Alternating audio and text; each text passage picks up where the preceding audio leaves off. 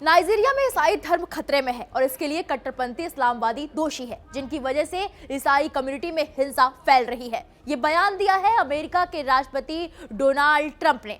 Trump ने अपने truth social account पर लिखा कि नाइजीरिया में हजारों ईसाई मारे जा रहे हैं। कट्टरपंथी ताकतें इनके खिलाफ नरसंहार चला रही हैं। अब अमेरिका इसे विशेष चिंता का देश घोषित कर रहा है और ये केवल शुरुआत है। कांग्रेस सांसद रिले मूर और अध्यक्ष टॉम कोल सीनेट कमेटी के साथ मिलकर मामले की तुरंत जांच करें और रिपोर्ट दें। उसके बाद आगे का फैसला किया जाएगा। अमेरिका ईसाई धर्म और इसे मानने वालों पर हो रहे अत्याचारों को बर्दाश्त नहीं करेगा।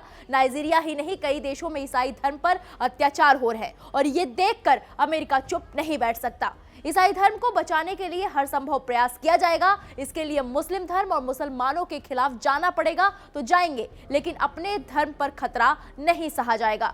राष्ट्रपति ट्रंप ने यह भी आरोप लगाया कि नाइजीरिया के एक गांव में आतंकी हमला हुआ था, जिसमें करीब 20 ईसाई मारे गए। साल 2024 दुनिया भर में धर्म के नाम पर मारे गए लोगों में 70% लोग ईसाई धर्म के थे और नाइजीरिया निवासी थे। इस नरसंहार के लिए Boko Haram, Islamic State, West Africa Province और फुलानी उग्रवादी चरवाहे जिम्मेदार है। ईसाई धर्म के प्रति बढ़ती हिंसा का जवाब देने के लिए अमेरिका को नाइजीरिया पर दबाव बढ़ाना चाहिए, क्योंकि पिछले कई सालों से नाइजीरिया में ये नरसंहार, हिंसा और अत्याचार जारी है, जिसके लिए नाइजीरियन सरकार को एक्टिव होना चाहिए। अब अमेरिकी प्रशासन ने नाइजीरिया को कंट्रीज ऑफ पर्टिकुलर कंसर्न यानी कि सीपीसी की श्रेणी में रख दिया है। इस सूची में पहले से चीन, रूस, पाकिस्तान, उत्तर कोरिया और म्यांमार जैसे देश शामिल हैं। जिन्हें सीपीसी लिस्ट क्या होती है ये नहीं पता, उन्हें बता दूं, इस श्रेणी में किसी देश को तभी डाला जाता है जब वहां धार्मिक स्वतंत्रता का गंभीर उल्लंघन पाया जाए। इसका मतलब ये नहीं कि तुरंत आर्थिक प्रतिबंध लगेंगे, लेकिन इससे अमेरिकी राष्ट्रपति को आगे कूटनीतिक या आर्थिक कार्रवाई का अधिकार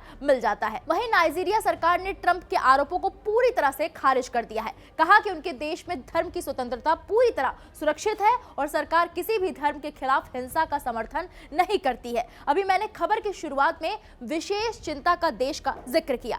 नाइजीरिया को ट्रंप ने विशेष चिंता का देश घोषित किया है। इसका मतलब भी आपको समझा देते हैं। अमेरिकी इंटरनेशनल रिलीजियस फ्रीडम एक्ट यानी कि IRFA के तहत किसी देश को विशेष चिंता वाला देश तब घोषित किया जाता है जब वहां धार्मिक स्वतंत्रता का व्यवस्थित उल्लंघन हो या धार्मिक अल्पसंख्यकों को निशाना बनाया जा रहा हो। ऐसे देशों पर अमेरिका आर्थिक प्रतिबंध, व्यापारिक सीमाएं या राजनयिक दबाव जैसे कदम उठा सकता है। हालांकि अंतिम निर्णय राष्ट्रपति के विवेक पर निर्भर करता है। अब सवाल ये उठता है कि नाइजीरिया को विशेष चिंता का देश घोषित करने के बाद ट्रंप आगे क्या करेंगे। तो आपको बता दें कि नाइजीरिया को निगरानी सूची में शामिल करने के बाद अमेरिका वहां की स्थिति की विस्तृत रिपोर्ट तैयार करेगा। उसके बाद ट्रंप प्रशासन संभावित आर्थिक प्रतिबंधों और राजनयिक कदमों पर विचार करेगा। एक्सपर्ट्स का मानना है कि यह फैसला केवल नाइजीरिया तक सीमित नहीं है, बल्कि ये अफ्रीका में अमेरिका की धार्मिक स्वतंत्रता नीति का हिस्सा है, जिसके तहत ट्रंप ईसाई समुदाय की सुरक्षा को प्राथमिकता दे रहे हैं। फिलहाल इस पूरे मामले पर आपकी क्या राय है, हमें कमेंट बॉक्स में जाएं और जरूर बताएं।